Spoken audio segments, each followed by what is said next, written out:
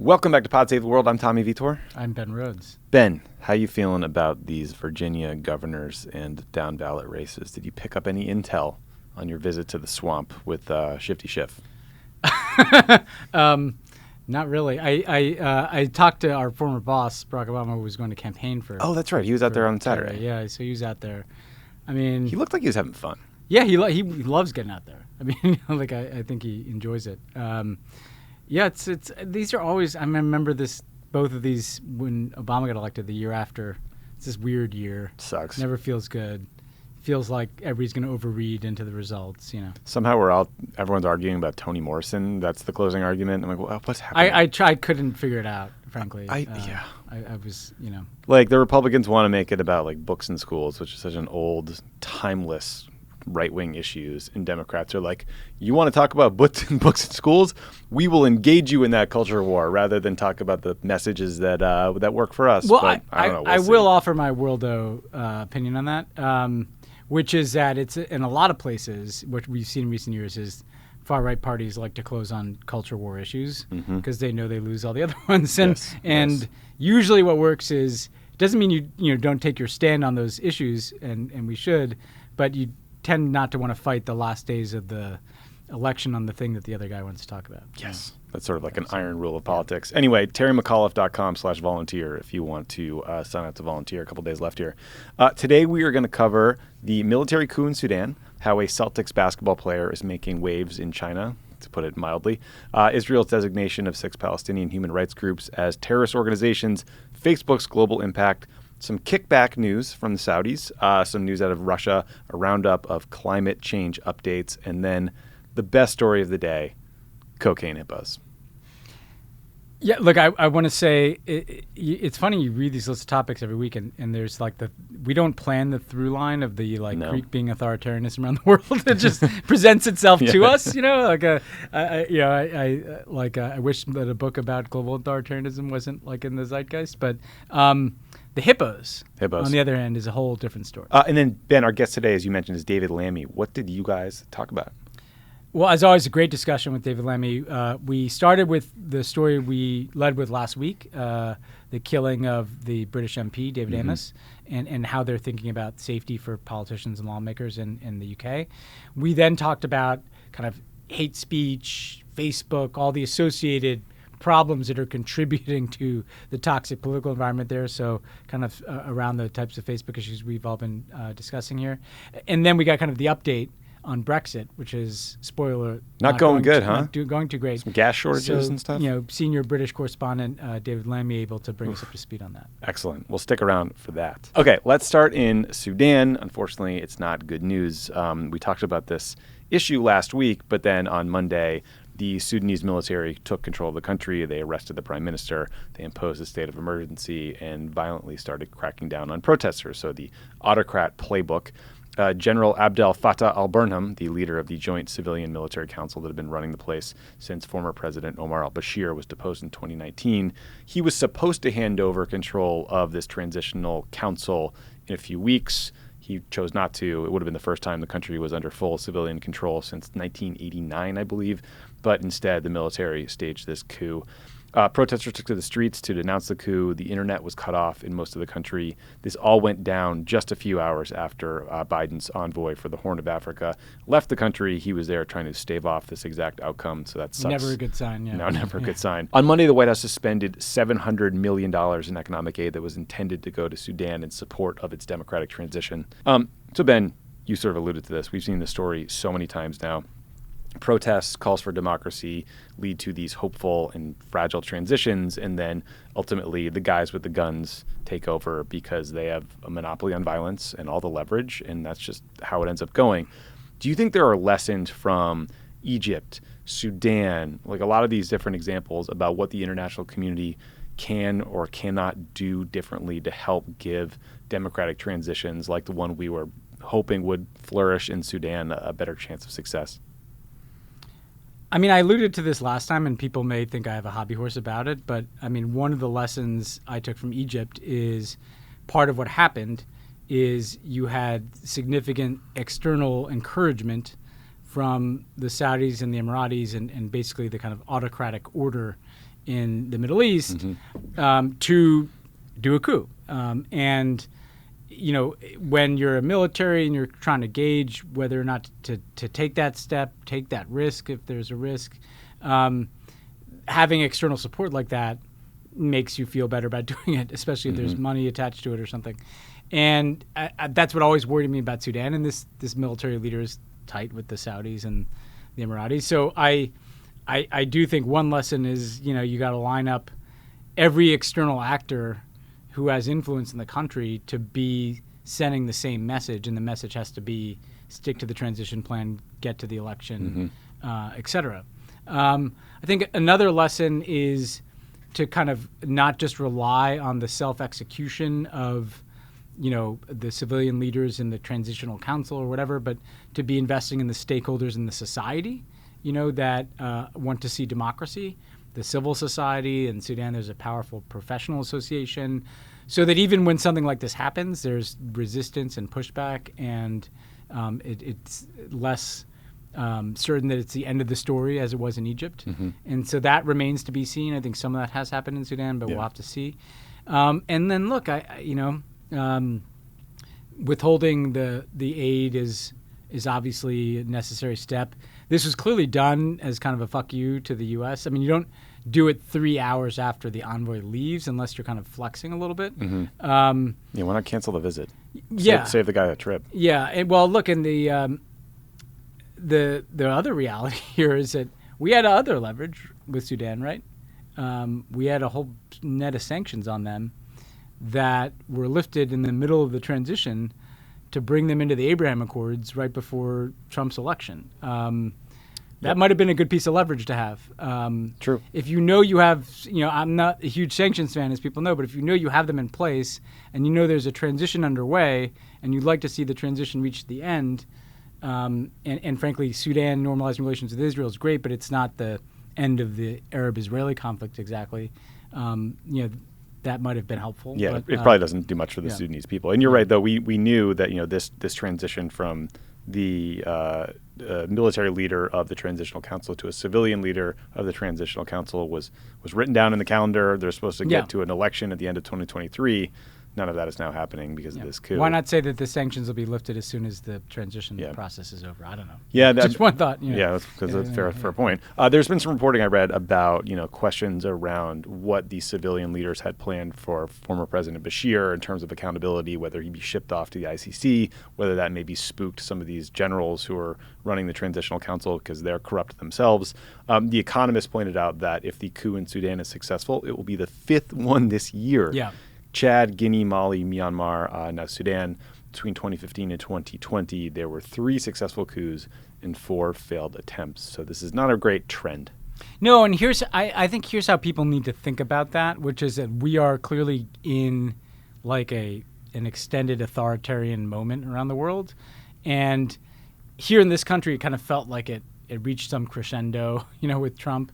But not only are we not out of the woods in this country, but there's like a tail to an autocratic trend, so these coups in some ways are reflective of what's been happening for the last decade, where there's been an increasing normalization of, militaries just saying, fuck it, we'll take power. And I truly believe that what that means is you have to start by kind of fortifying, consolidating the foundation of the countries that are already democracies. You gotta kind of hold the line where you are and then try to find ways to really make transitions succeed when there's an opportunity. And that may mean like the next time you get a chance like what happened in Sudan a couple years ago, much more aggressive U.S. engagement than the Trump people did when the Sudan stuff happened. You got to start in really investing in the success of democratic transitions as aggressively as the autocrats invest in undermining democratic transitions. Yeah. Right now there's an asymmetry there where autocratic, the Russians, the Saudis, et cetera, they are much more invested in seeing the success of autocracy than U.S., Europe, and the world's democracies are invested in the success of transitions. When you look regionally, it's the Horn of Africa, right? Somalia sort of historically had some problems. Ethiopia is in this civil war. Eritrea is involved. Sudan, South Sudan, We just talked about Chad had the recent coup. Libya is unstabilized. I mean, there's a lot of challenges regionally that could use a little engagement. Yeah, the Horn of Africa is just a mess right now. Yeah, Yemen across the way. Yeah. You mentioned the Saudis. So 2 stories that caught my eye out of Saudi Arabia. First, 60 Minutes did a big interview on Sunday with a former Saudi intelligence official named Saad al-Jabri. Al-Jabri says he wants to, quote, sound the alarm about a psychopath killer in the Middle East with infinite resources who poses a threat to his people, to the Americans, and to the planet. This is Mohammed bin Salman, or MBS, the Saudi crown prince. Al-Jabri also claims that MBS sent a hit squad to Canada to try and murder him back in the day, and that MBS has imprisoned and tortured members of Al-Jabri's family. The second story is one that was predicted 1,000 times on this show, Ben, which is that Trump officials are now cashing huge checks from Middle Eastern autocrats like the Saudis. The first example is Jared Kushner, or Rasputin in a skinny suit, who is reportedly in talks to get as much as $2 billion from the Saudi government's Public Investment Fund, or PIF. The PIF is the sovereign wealth fund that Mohammed bin Salman uses to spray cash all over the planet and do stuff by the English Premier League team, Newcastle United. So Jared's new private equity fund is about to get $2 billion as a thank you for helping cover up the murder of a journalist named Jamal Khashoggi. But he's not the only one, Ben. Bloomberg News reported that former Trump Treasury Secretary Steve Mnuchin just raised a huge amount of money, $2.5 billion, and that a bulk of it came from the Saudis and other Middle Eastern countries. So remember that Mnuchin spent the final days of the Trump administration flying around to these Gulf countries at a cost of $300,000 to taxpayers. So there you go. We learned in this section who MBS is, total psychopath, and who he's paying off to allow him to act with impunity in the world. There we go. Very clean. I mean, look, we don't usually do this, but go back and play the tape. I don't know how many times on this podcast. It was so obvious. We didn't say, well, no, but the thing is, some people were trying to be like, or the Saudis or somebody else investing in Kushner real estate properties. No, the payoff, we always said, the payoff is always on the back end. It is always on the back end. And this is billions of dollars that are being given to Jared Kushner for the service he provided in covering up for the murder of Jamal Khashoggi, in supporting the war in Yemen full tilt, and on down the list, and looking the other way when his family members were being tortured, or according to some reports, perhaps even helping him identify which family members might be of concern. So this is utterly predictable and speaks to a very deep corruption in American foreign policy. Because the reason they do the payoff on the back end isn't just to reward the Jared Kushners of the world, and I'll come back to that. It's to send a message to everybody that hey, if you want this kind of payoff, just do our bidding when you're in there, and that payoff can be, putting money into your fund. It can be paying you. Come give a speech, and we'll give you $50,000, $100,000. Go on the board of a defense contractor, and we'll buy a lot of weapons from those people and make them rich. There is so much corruption in American foreign policy, and Jared Kushner is the easiest mark.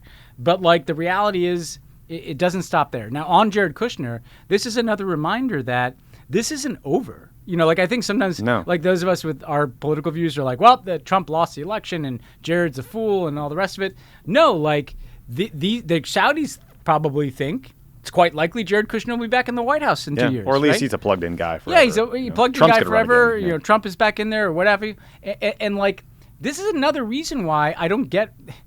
I mentioned last time, the coddling of the Emiratis that we keep seeing, and we've talked about MBS, obviously escaped any kind of sanction. These people are not your friends, and we, there's an upcoming G20, for instance. I'm curious whether Mohammed bin Salman goes to that. Mm-hmm. Thus far, rightly, Joe Biden has not engaged Mohammed bin Salman at all. I hope that continues to be the case, even if he's in the same room with the guy, because what he wants to do is normalize himself, as this kind of leader who's just accepted by everybody, wanting you to forget what this guy usefully reminded us of. Hey, he's a sociopath. Sociopath. Who tortures his family and chops people up in consulates. Do you want, even if Mohammed bin Salman can put on a different public face, do you want somebody who has revealed himself to be that character and who, as this guy points out, has infinite resources to feel totally empowered? And whether we're talking about buying the Premier League club in Newcastle, all these things are of a piece with normalizing this guy, and we will live to regret it. Yep. And interesting, the 60 Minutes did this piece that was pretty brutal on MBS when they did that giant puff piece back in 2018 when everyone was trying to believe that he was a big reformer. Good for them. Remember that interview? Yeah, it was not great. They didn't reference that though. No, they didn't remind the viewers. This is the when a ref misses a call and like you get one in like the third quarter. Or whatever. Yeah, this was that. Ben, my Boston Celtics are back in the news, not just because they lost to your New York Knicks, yes, and your fans celebrated like it was the fucking Super Bowl. That's my Knicks fans. Enes Kanter, who plays center for the Celtics and has been a guest on this show. Friend of the pod. You did a fantastic interview with him back in... Very tall. I feel like I listened to it when I was in Iowa doing my series. That's exactly what happened. January 2020. He was here in the studio. He was in the studio. God, the before times. He's so ripped, too. Yeah, he's ripped. Anyway, so Enes has decided to go all in on denouncing the Chinese government. So first... he posted a video supporting Tibetan independence. In response, Tencent, which is a massive Chinese technology company, cut the broadcast of the Celtics-Knicks game. And a Celtics fan account on Weibo, which is Chinese Twitter, said it would suspend coverage of the Celtics, I think, indefinitely. Then on Monday, Kanter was like, fuck you. He doubled down by wearing shoes during a game that said modern-day slavery and, quote, no more excuses, which are references to the Chinese government putting the Uyghurs in forced labor camps in China. And then he called out Nike for talking about social justice in the United States and Black Lives Matter while remaining silent about police brutality and oppression of minorities in China. And he said that Nike shoes are made with slave labor. So Enes is not pulling any punches here. Ben, a couple years ago, we talked about when Daryl Morey, then the general manager of the Houston Rockets, tweeted something that was honestly pretty benign about Hong Kong. And there was this massive overreaction from the Chinese government. They started pounding on him and threatening the league, et cetera, et cetera. Kanter is going much harder at issues that have historically been far more sensitive for the Chinese government. What do you think happened here? Like, how do you think this plays out? Do you think the Chinese target their ire at Kanter, the Celtics, the league? I mean, this feels like it could be explosive. Well, I mean, the first thing is Enes Kanter, he is increasingly been vocal and politically engaged as a voice on human rights issues, and it started in Turkey, right? But he's not limited his comment to that, and this is a sign that this guy, clearly thinks of himself as an activist. Yep. And I got that sense when I talked to him on the show, and for him to start with like Tibetan independence is like he knew. Like, is that the most sensitive? That's like the third rail. It's because that's beyond even Taiwan or Hong Kong. Right? Yeah, that's like the old school. That's like that. Irritant. Yeah. So I think he was clearly intending, and I don't know this. I haven't talked to him, but like clearly intending to make the most aggressive point he could that he would not be silenced on these issues. That was fairly obvious, right? He's gonna put out like a little video, a GIF of him dunking on Xi Jinping or something. Well, what he did do that was interesting. I saw is that because what the Chinese can do also is like cancel people's shoe contracts in China because a lot of these NBA guys have shoe contracts there, and he's like, all right, you can buy my shoes that are like making fun of Xi Jinping or something. Like he's trolling the whole apparatus right of authoritarianism, which is interesting. I think for what the Chinese will do, what they try to do generally is take it out on usually the parent company, right? Because then that has the broadest chilling effect possible, right? And can get the top-down pressure on Enes. But and the thing is, Enes, like when he had Erdogan took his games off TV in Turkey too, which is obviously a smaller market, but it's not a tiny market. And the NBA had his back in that case. I mean, look, I think when the NBA came down on the side of basic free speech after the whole Morey dust settled, you always knew some other player could talk about China.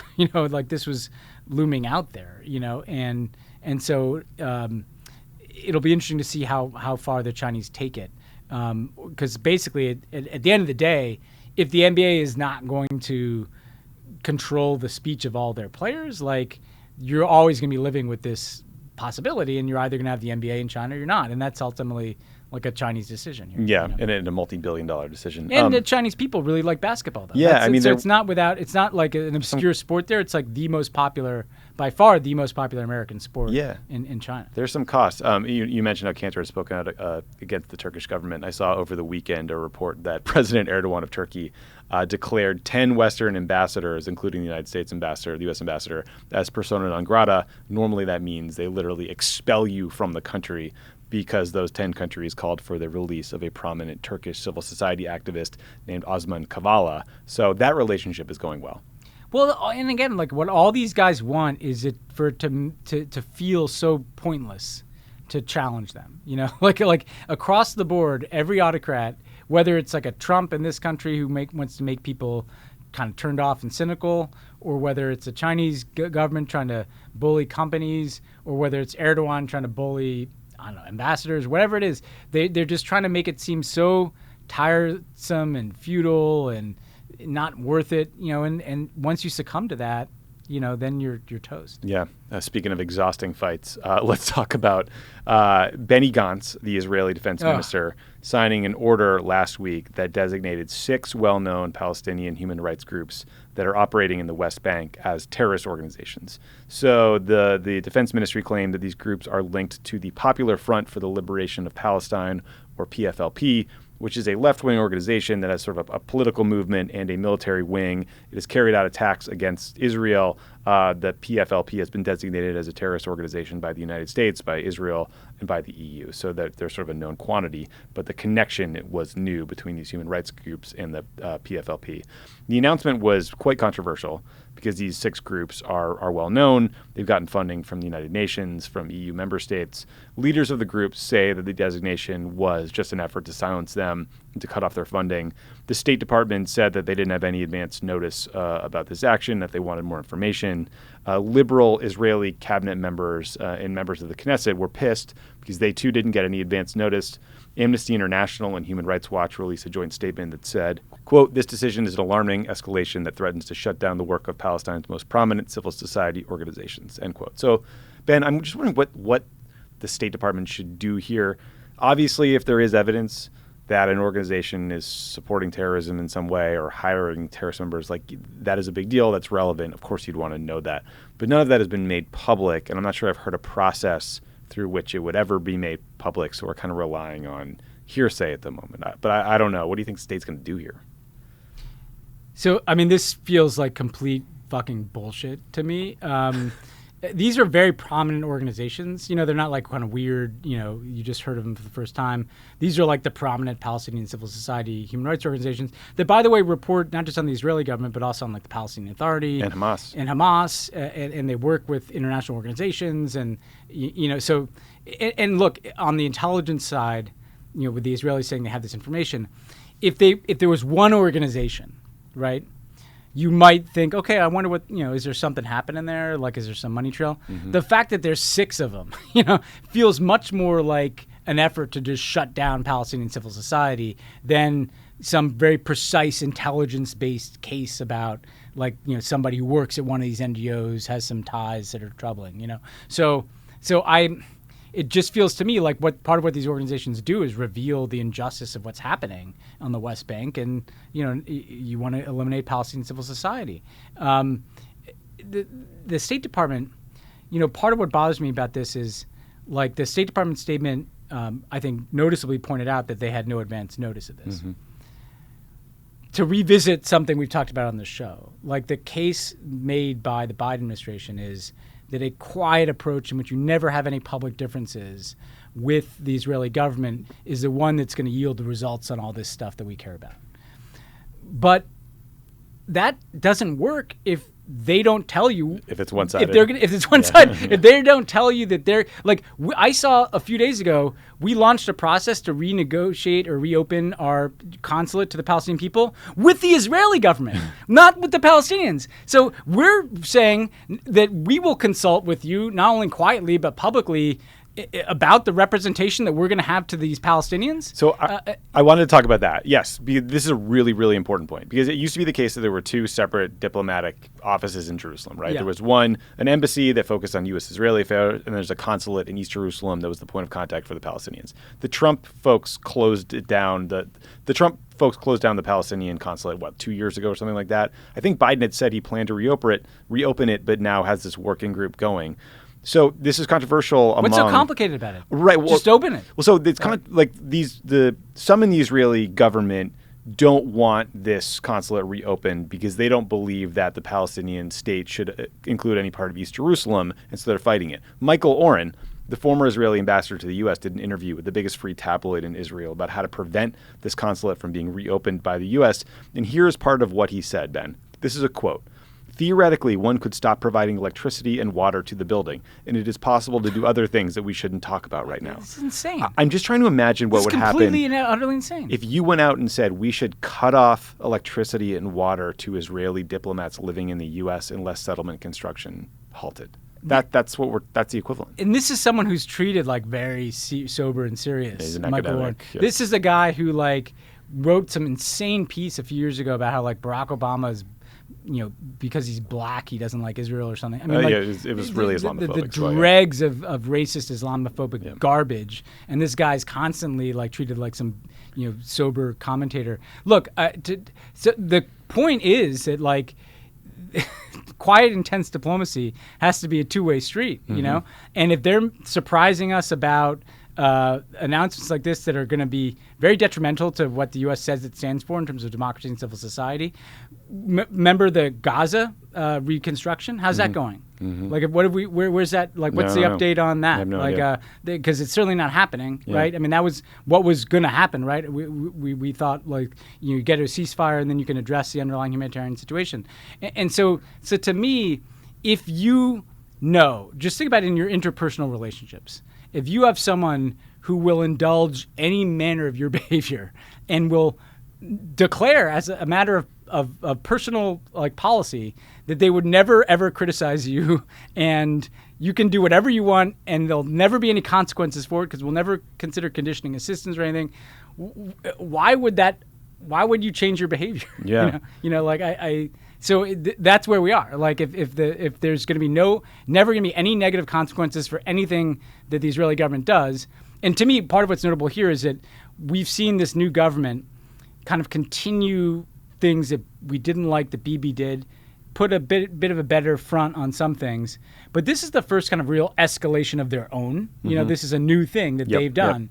Like if there are no guardrails around it, it's just going to keep happening. Yeah, to me, I mean, these stories aren't totally related, the designation of the human rights groups and Michael Oren's comments, but they kind of are, because to me they suggest how far even the sort of conservative intellectual class that are conservative in Israel feel like they can go to punish critics, like literally cutting off electricity and water to American diplomats because they're advancing the policy that we believe in. Yeah, Michael Oren was the ambassador to the United States. I mean, this guy was a diplomat, not just some bomb thrower in Israeli politics. So you're right. It just shows you that there's a sense of we can say and do whatever we want and there'll never be any consequences. And again, like I say this, like I wish it was different. Like I wish we had, but you can't simultaneously say that you support civil society around the world and then kind of just be okay with this. Yeah, I mean, let's just not threaten to cut off the water to diplomats or call groups terrorists without any evidence. Yeah, well, that's the thing. Maybe start there. Okay, and like, look. If they have evidence, like, well, what is it? Let's see it, right? Yeah. Like, release it, or let, like, I'd like to hear the Biden team say that they're persuaded by the evidence. At least then we'd like have something to go on. Right now we have very little. Yeah, very little. Very, very frustrating, weird story. Ben, you may have noticed that Facebook has been in the news a bit. Just a tad. Just a touch. So I just want to do a quick roundup of some of the international angles, then we can just talk about whatever part we want. I think the key point to understanding Facebook's approach to its expansion globally is this. Only 13% of Facebook's moderation staff hours are dedicated to users outside the United States, despite the fact that 90% of Facebook's users are outside the United States. So it's totally under-resourced. There was a story about how Facebook bowed to pressure from the Vietnamese government to censor dissidents. They chose to stay in Vietnam and take down these dissident accounts. There was a story about how Facebook was used to spread hate speech in India, and how Facebook didn't penalize Hindu nationalist groups that were spreading violent, inflammatory content because they had ties to the ruling political party. That sounds familiar to me as an American. There are reports of Facebook being used for human trafficking of domestic workers to Gulf countries, and evidence that Facebook only took steps to stop it after bad media coverage and threats from Apple and Google to remove them from their app stores.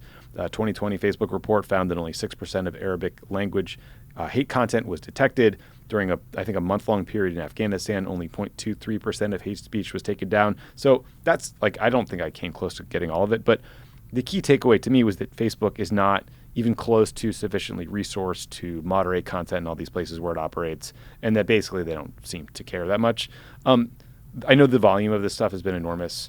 I don't really know how to process all the shit that came out this week, but any big takeaways for you or thoughts on okay, we read all this stuff, now what do we do about it? Because that always seems to be the hardest part. I think there's a few takeaways I have, with the preface being that like Jared Kushner's back-end payment, we've been talking about this stuff for years, which doesn't make us geniuses. Everybody could see Facebook kind of tearing things apart. A few things stand out to me. One, if you look at the Modis of the world, right? There's a lot on India in here, and how turbocharged the hate environment was towards Muslims and stuff in India. Part of what the kind of autocratic movements or nationalist movements or ethnocentric movements have done is they've just figured out the algorithm, right? So here part of what they figured out is if you accuse them of liberal bias, they'll come out with their hands up and let you do whatever you want. But what they've done internationally is realize that if you just flood the zone, right, with your content, you can basically take over Facebook and turn it into the perfect dissemination vehicle of propaganda and conspiracy theory and hate and just overwhelming force. And oh, by the way, you can also threaten Facebook that if you try to do anything about that, we'll kick you out of the country, and they'll come out with their hands up, right? That leads to the second point, which is why do they do this apart from being craven, profit-mad, megalomaniacal, sociopathic lunatics? In addition to that, why do they do this? When I looked at Myanmar and the question of why they basically, helped disseminate a hate campaign that led to an ethnic cleansing with no content moderators in the country, one of the questions I asked the activists there was well, why is Facebook even here? Why do they even care? If it's not that big a market, why do they have to get their app into this country and destroy it just to be there? And what I was told is that Facebook doesn't care about the Myanmar market on its own. It's not part of their profit model.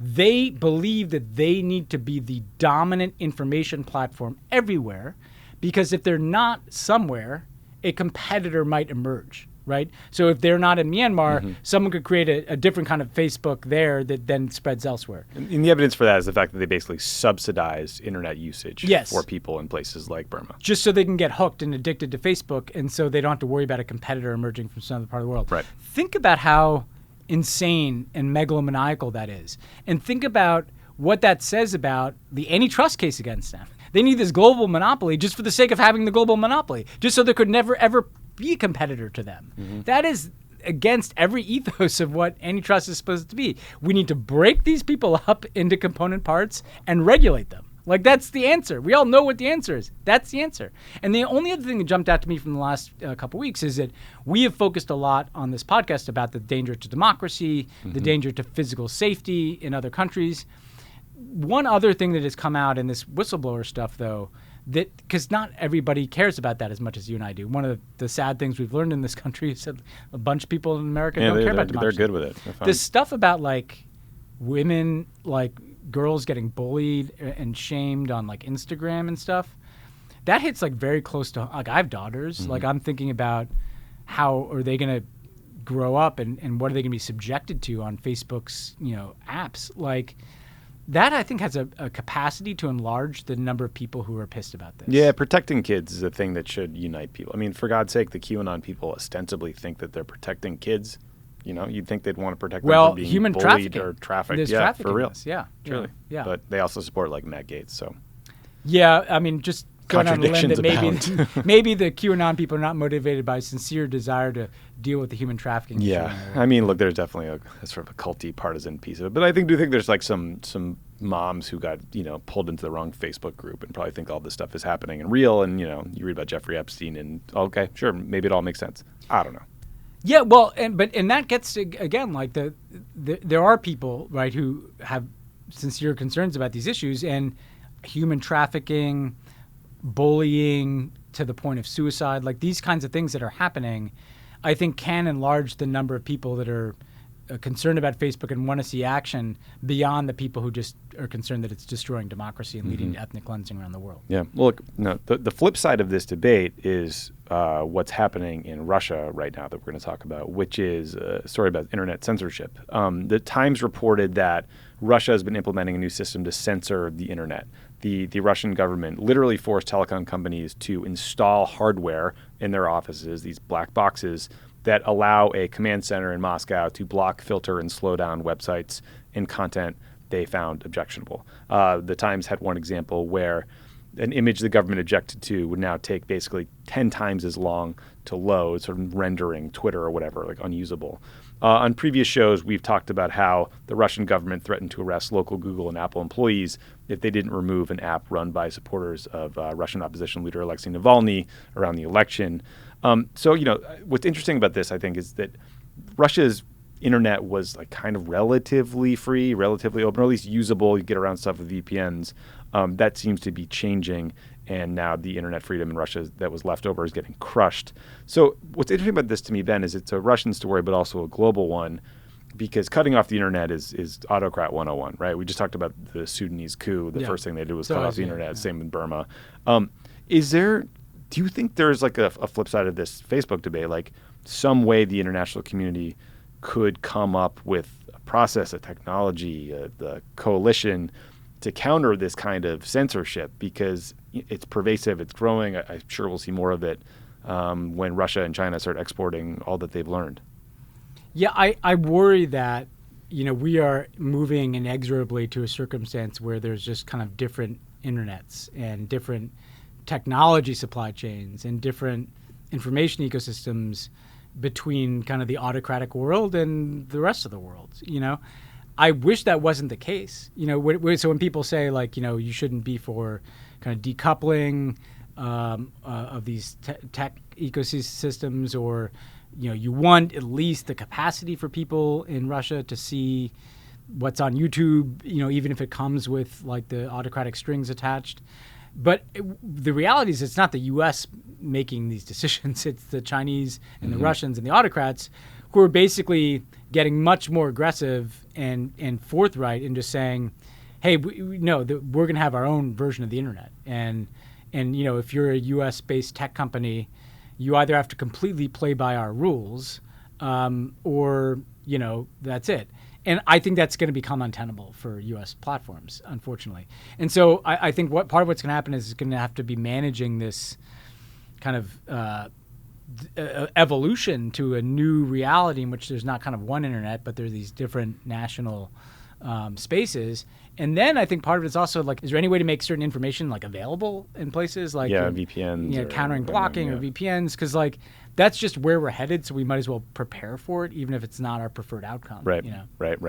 Okay, a couple more things. So let's talk climate change, because the big summit's coming up at the end of this month, early next month. So a couple of pieces of news here. First, the Australian Prime Minister, Scott Morrison, finally pledged to achieve net zero carbon emissions by 2050. However, he did not commit to any target for emissions cuts by 2030, which is the goal of this upcoming summit, and has no plan to limit fossil fuel use. So a lot of people are quite skeptical of the pooper in chief over there in Australia. Was that in McDonald's? Was it him in McDonald's? Yeah. Good for him. Second, the UN released a report Tuesday that says the updated climate change plans that have been presented and discussed so far don't even come close to producing the cuts that are needed. The UN says the new pledge would collectively produce 1/7 of the additional emissions cuts required to limit global warming to 1.5 degrees Celsius. That's the key limit we need to stay under to prevent more catastrophic weather events. We are at the end of a deluge of rain here in California, reminding us how everything's extreme in different directions, like 5-year drought, 2 years worth of rain in 48 hours, not good. Third, the AP reported that the White House is working on a package of clean energy strategies that could meet our emissions reduction goals and get the okay of Prime Minister Joe Manchin. So good news, a bit of a mixed bag there, Ben. How are you feeling about this, but as you prepare to head to Scotland? I mean, I think everybody's known that this was going to underperform kind of the 1.5 target, which you need to kind of keep alive as a possibility. I think that the U.S. piece, it's welcome if they can get this through, but what's missing, which is not at all Joe Biden's fault, is we talked about this, the punitive side, right? Investing in clean energy is great, and everybody can agree to that. But like at a certain point, you need to be shutting shit down, right? You need to be shutting down coal plants and fossil fuels. That's how you get from 1/7 to 7/7. It's not just by building new clean energy; it's by shutting down the old energy faster. Right? And Australia has a ton of CO2 emissions. Yeah. They have a lot of coal. They have a lot of fossil fuels. I think they might be the dirtiest country per capita in terms of CO2 emissions. Exporting CO2. Yeah. And so and the other thing is that, you've basically seen, I think, depressingly, the geopolitics work against action. Like Xi Jinping's not going to this summit. Putin's not going to the summit. Now it seems why isn't Putin going? What does he have to do? It makes me wonder whether or not part of what's happening is people like Xi and Putin saying, we're just going to stop going to your summit's liberal international order, and that's pretty dangerous because they've already rendered the UN Security Council kind of pointless on a lot of things by blocking anything, right? On whether it's Tigray or Sudan or Syria or whatever, Myanmar. They're just slowing down the gears of these institutions. And you should think of Glasgow as part of an institution. It's part of the UN process that implements the Paris Agreement. And, it's not great. No. And so I think what you have to do at Glasgow is try to get everything done you can. And if governments are going to kind of underwhelm, then, can you get private sector commitments? Can you get kind of creative solutions and financing? Can you get whatever you can to just, creak up that ambition closer to what you need for 1.5 degrees Celsius. Fingers crossed. Hopefully that Joe Biden gets something big over the finish line before he takes off tomorrow, Wednesday. When does he leave? Wednesday, Thursday? I think he's going to... Yeah, that should help. I mean... Italy first, maybe? He's the Pope. For the G20, the Pope and the G20. It should help. If the U.S. can get something done, that will be a big positive news story, even if it's not as good as it could have been with the clean energy standard. And then if... who knows? Like, does India come? Modi's apparently going, right? That's good. Like, for all the criticism we have of Modi, maybe there's some upside surprises. I don't know. But what everybody should know is it's not going to be Glasgow's not going to be enough, and it was never going to be enough. But like, you want to advance the ball as far as you can around these summits, and then just going to have to keep the pressure on. Unfortunately, the weather is going to give us a lot of reasons to do that. Yeah. Last story. Here's a headline from the Washington Post. Pablo Escobar's cocaine hippos are legally people, U.S. court rules. I think we maybe should just stop there because you're not going to do better than that headline. You really aren't. Cocaine hippo. I have to say, though, the underlying story is pretty interesting. Okay, well, here's the backstory. Yeah. So the long-deceased Colombian drug lord, Pablo Escobar, apparently smuggled a bunch of hippos to his estate in Colombia in the 1980s. Because when you're having cocaine parties in the 80s... Gotta have a hippo. Gotta have a hippo. These hippos did what animals do, and now their wild offspring live in the wetlands in the region and have become the largest invasive species on the planet, Which literally. Is crazy. That's like a really interesting... I didn't know that. Yeah. There's basically just all these hippos in Colombia. Just chilling. And the Colombian government considered killing some of them because you really don't want to piss off a hippo. They're mean animals. Especially a coked-up hippo. I mean, the males get really aggressive. They weigh a couple tons. They have 20-inch long teeth. I went down a rabbit hole on this. Yeah. Read a story about a guy who got swallowed by a hippo, survived. You don't want that. No. But an animal rights lawyer filed a lawsuit to prevent the culling of the herd. So now the Colombian government is trying to figure out a different path, maybe a humane way to sterilize these bad boys so that they don't procreate and spread. There's like 120 fucking wild hippos cruising around. It's kind of a fair You don't want that. So the Animal Legal Defense Fund says that this interested persons designation for the cocaine hippos is actually a critical milestone in its larger effort to create legal rights for animals in the U.S. and the U.S. legal system. So fascinating stuff. I don't know. I don't know what to do. See, that seemed pretty interesting to me, that like basically you're trying to prevent these animals from being killed by giving them some status. Like, I just found that fascinating from a legal perspective. It wasn't clear to me that the Colombians are going to abide by this designation. That part didn't make sense. You would like to think that there's a way to control the hippo population without killing the hippos. I don't know. Yeah, I mean, snip, right? Snip, and, hippo reserve or something. I mean, I don't know. What else? Yeah. So, like, Like really bore them. Maybe they could move them to Miami, like a lot of the '80s cocaine did. You know? So I don't know where hippos are indigenous. I mean, I know Africa, but I don't know what part. So do you just like fly them over? Maybe you could give them a Florida key. You know? Yeah, like, they can just sort of own that. Own a key, like a hippo colony. Yeah, I kind of. We may have just solved this. Should we get a hippo?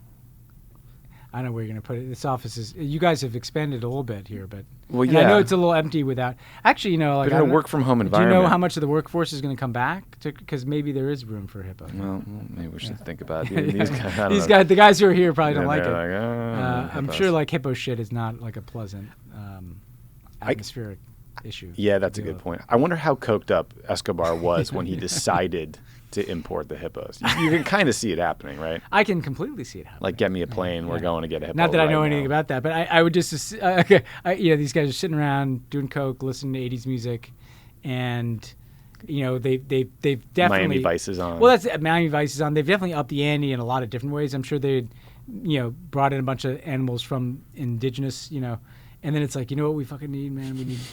We need a fucking hippo, man. Like, have you seen what hippos do? And then the other guy's like, no, what do hippos do? Well, I don't know, man. That's Yeah, why we need they to eat get a hippo. watermelons Yeah, in, like, yeah. one Let's bite. get, You ever seen the video of the hippo chasing the boat and it speeds off and the thing goes after them and then like pops out of the water? well, actually, here's scary. Here's what happened. Now I know what happened. I know what happened. Did you ever, when you were like in, you know, high school, college, doing whatever, you know, not that we did any of that, did you ever just like watch those nature shows? All the time. So Still Pablo do. Escobar's sitting there. It's maybe not a party. He's probably just coked out of his brain with like 2 or 3 other guys watching like the Nature Channel, and there's a hippo show, and he's like, "That's a pretty cool animal. We should get some hippos here." Yeah, so they're native to sub-Saharan Africa. So he must have just like chartered a plane and gotten some over. Look, I think if you're Pablo Escobar circa 1986, you can get just about anything you want. Right, you were a billionaire Yeah. with And- connections. Then like the CIA killed you, and Yeah, Yeah. but weren't they buddy first? yeah, I mean, everybody should read a great book, "Killing Pablo," by Mark Bowden, Oh yeah, the guy who wrote Black Hawk Down, and I love that guy. You should read all his books. He's just a great writer. But that's a really cool book. all right, I'll check that out. Maybe we can have him on, and he can tell us about He the might. origin He story. probably knows all about the hippos. All right, we'll shoot him a note Yeah. after this. Okay, that's enough about cocaine hippos. When we come back, we will have Ben's interview with Member of Parliament David Lammy. So stick around for that. I am very pleased to welcome back to the podcast David Lammy, who is a Labour Party Member of Parliament for Tottenham since the year 2000. David, like me, right, is you were once a young person in politics and now been around for a bit, which means that he's now the Shadow Secretary of State for Justice and Shadow Lord Chancellor in Keir Starmer's Shadow Cabinet. So, David, welcome back to the podcast. Thanks a lot, Ben. Making me feel old. 21 years I've done in public life. That's unbelievable. That's kind of insane. When you and I met, it was in 2007. We both were relatively new to this game. We were babies. And here we are, right? And we solved all the problems, so there's nothing left to do. That's Yeah. right. Okay, so there's a few things that we've been talking about that we wanted to bring you in to because you've been either at the middle of it, obviously on the ground there in the UK.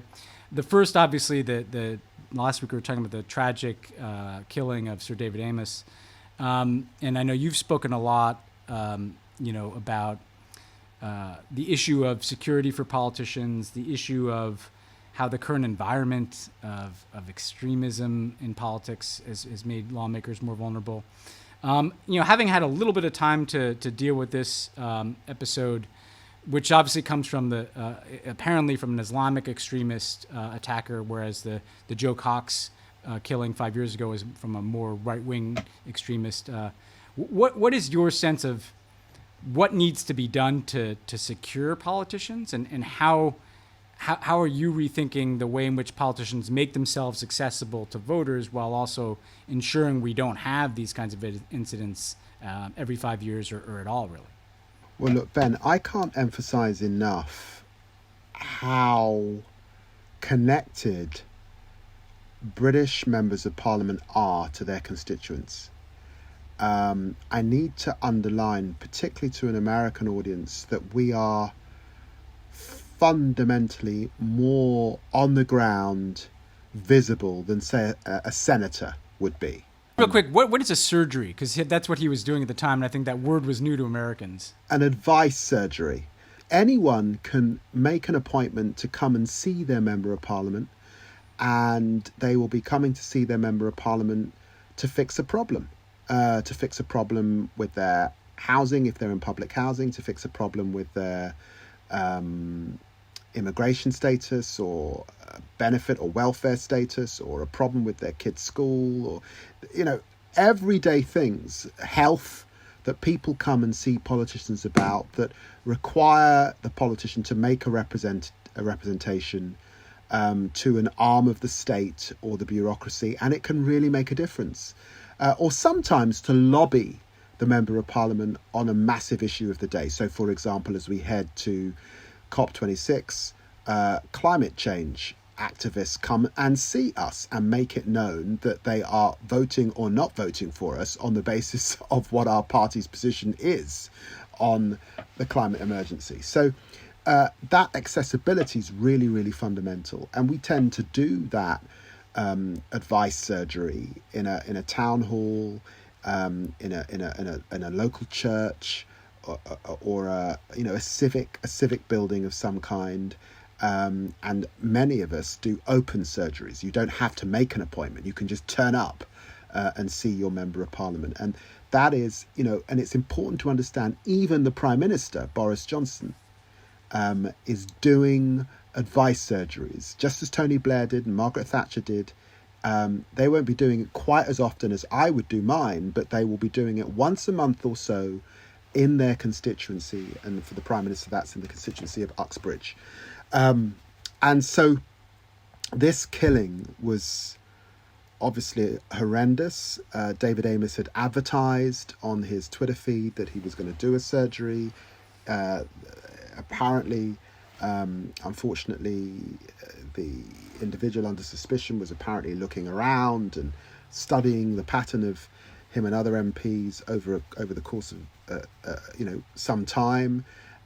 And he was killed in this way. And I think it raises fundamental questions about how safe we are. And I do think that it's probably important to say that the truth is Members of Parliament are not as safe as they were 20 years ago. And it's unlikely that we will return to that kind of safety. We are figures in the public eye that living in a slightly more dangerous time. And yes, we require more security, and that will mean that there's a police presence, I suspect, at our advice surgeries, and more plainclothes security in and around some of what we're doing that's advertised. But it's important to all of us to remain very, very accessible. People sometimes can't believe from abroad. I travel to work on our tube, on our underground train network. People see me, they approach me, they say hi, I'm on the buses. That is very important to me.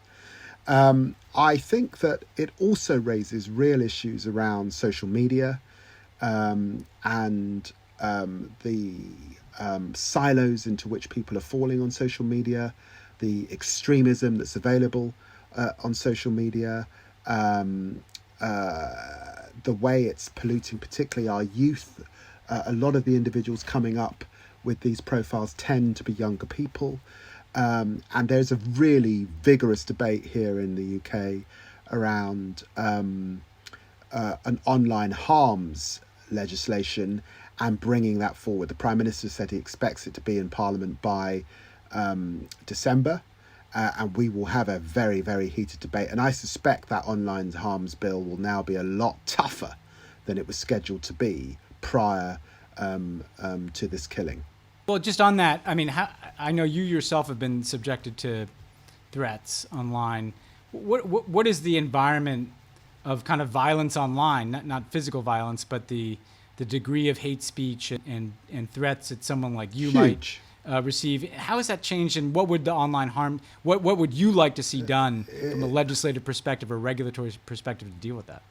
Well, one of the problems is that the companies do not take down hate speech, are not supportive enough, I think, with the police and others when complaints are made. It takes time, it's lengthy.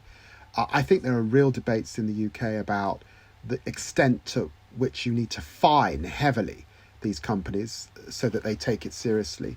I think there's a healthy debate about anonymity, and whether anonymity is a good thing or is a necessary thing. Certainly you should be able to track down pretty swiftly who an individual is. Why a company's not routinely asking for much more than just an email address. Should you be having to use a bank card to sort of at least get into the social, so that you can be tracked pretty damn quickly. And what is tolerable, what is acceptable, where the balance lies with freedom of speech and where the balance lies with hate. And also young people's access. This is wider, of course, than just the issues of violence.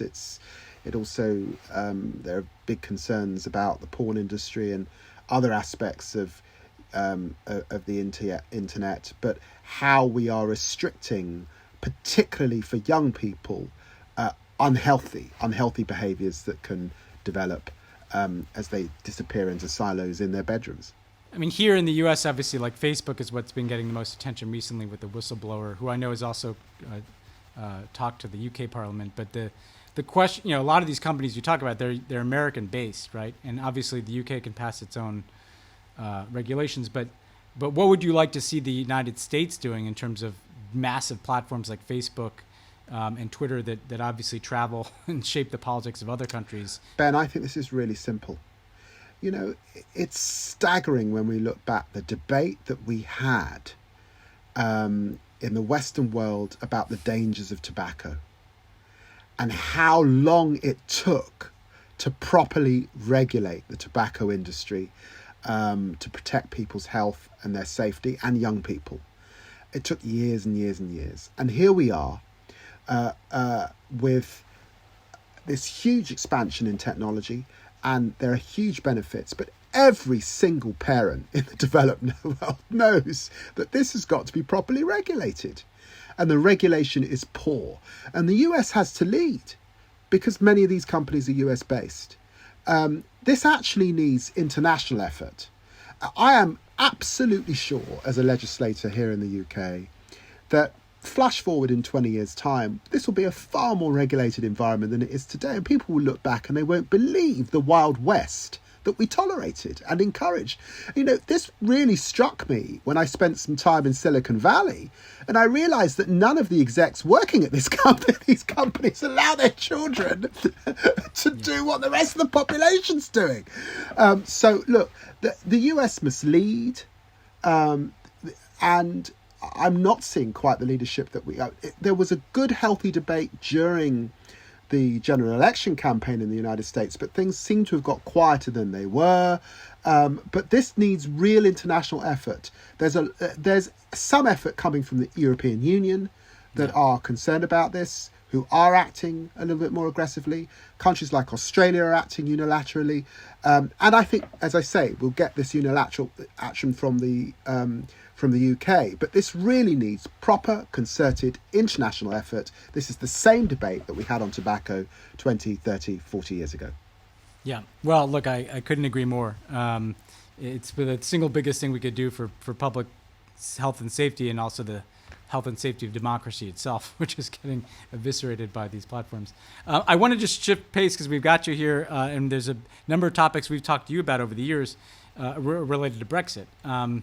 And I think if to listeners of this podcast, particularly American ones who are kind of casual followers of UK politics, you start to see reports on shortages of gasoline, there's petrol lines, and then there's shortages of truck drivers, and there's supply chain problems globally, but that are more acute in the UK. In what way are the kind of consequences of Brexit becoming apparent in day-to-day life more and more in Britain these days? Well, you will recall that the mantra of Boris Johnson that he won our general election on was get Brexit done.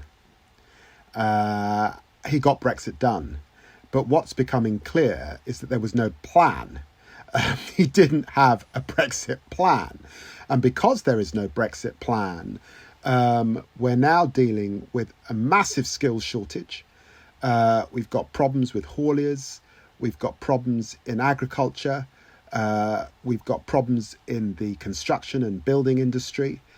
We've got significant issues with people who were in the UK from the European Union having gone back to the European Union post-Brexit, but also, of course, because of the pandemic. And it's not clear how those skill shortages are going to be filled. Costs are rising. The cost of living is rising here in the UK. And it's likely that people are going to have a far more expensive Christmas. And for that reason, I think that the decibel level on this issue is going up. But believe me, it's going to go up considerably further as we head into 2022. And if you put that alongside the inflation that seems to be coming into the UK economy, we've got real big concerns. And this is all because there was no plan. Brexit was simply a slogan, bandied around politically, and the nuts and bolts that you've got to make this thing work. Where are these trade deals, by the way? I remember it was your old boss that said, look, I'm sorry to the UK, I think you might be at the back of the queue. And here we are 5 years later, and we're clearly not at the front of the queue.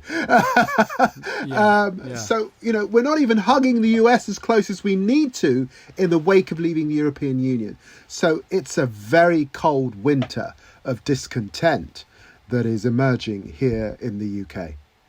Well, so if you're obviously part of Keir Starmer's team in terms of shadow cabinet, the leader of the Labour Party there, how do you make a political argument that on the one hand, Brexit is done, right, and so you can't go back and relitigate that fight?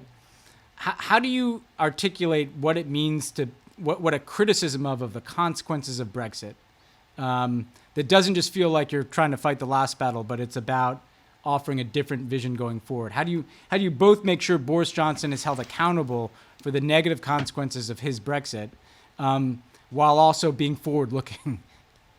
Look, I think it comes back to the simple mantra that I think was first coined in in America. It's the economy, stupid. When it comes back to cost of living, when it comes back to not being able to get something in the supermarket because it's no longer there or the price has soared, we've got energy problems here now in the UK with rising gas utility bills as well. Look, people blame the government of the day. And I think they understand, yes, it was one thing to leave the European Union, but on Boris Johnson's head is the deal that he struck with the European Union on leaving.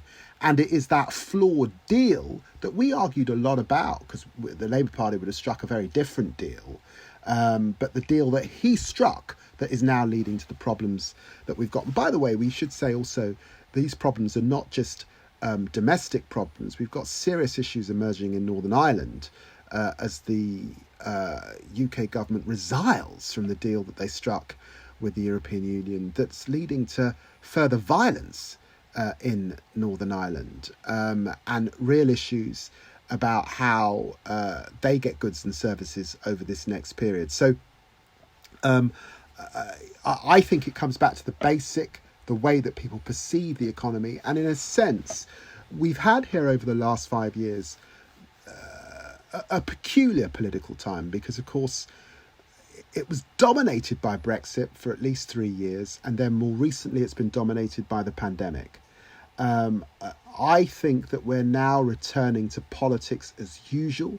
We're not going to have one single issue dominating the whole political landscape. It goes back to the basics, which is the economy, law and order, healthcare, education. Those are the big issues of the time.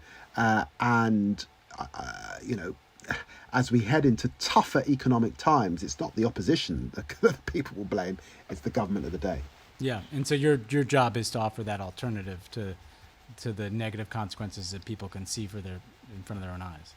It's to offer an alternative, and it's to offer an alternative based on hope and credibility on things like the economy that the British people can get behind.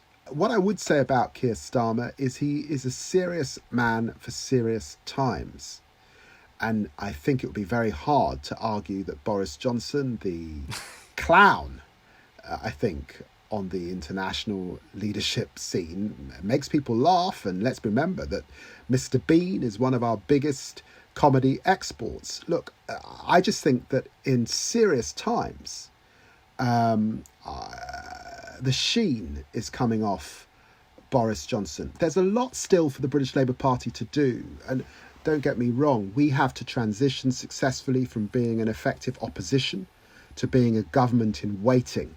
And we have to make that transition over this next period to see an uptick in the polls and to see our prospects improve. But I do think that what we are seeing is the sheen coming off Boris Johnson as people feel that it's a bit like the emperor has no clothes. Yeah, well, David Axelrod, who you and I both know, used to say that American electorates often tend to look for the opposite of the last person. And he said this, by the way, long before Trump. Clinton to George W. Bush, George W. Bush to Obama, then Obama to Trump, Trump to Biden. A serious person would definitely be the opposite of Boris Johnson. So we wish you the best, David, and always good to talk to you. I'm sure we'll have a chance to talk again. Hope to see you in Glasgow in a couple weeks' time. Can't wait. Always good, Ben. Thank you. All right. Take care. Thank you to David Lammy for doing the show. Thank you to Pablo Escobar. Apparently the name hippopotamus comes from the ancient Greek for river horse. Makes sense. Kind of. More like a river cow. Yeah, I was going to say, I don't know if horse is what I would go with, but yeah, why not? Third largest type of land mammal, and the heaviest extant artiodactyl, whatever that means. They're huge. It is funny in like children's books, because like my kids, read all these books. Hippos you'd think they were like cuddly animals. So yes, I think there's like cute. I think it's not really the case. Yeah, no, like hungry hippos. Don't want to be cuddled. No, don't. They want to be left alone. Don't cuddle a hippo. Actually, I read a story about a man who raised a hippo from infancy, and you can guess what happened at the end of the day. Yeah, it didn't end well, and that's before the hippo did any lines. So I'm just saying, like, when you introduce cocaine to the sober mix, hippo, might want to give the hippos something that chills them out instead of something that amps them up. Yeah, well, just going down a limb. I don't know what Pablo Escobar did. I mean, I don't either. I can't speak for him. Well, that's it for Animal Planet this week, but we will see you guys on next Wednesday. See ya.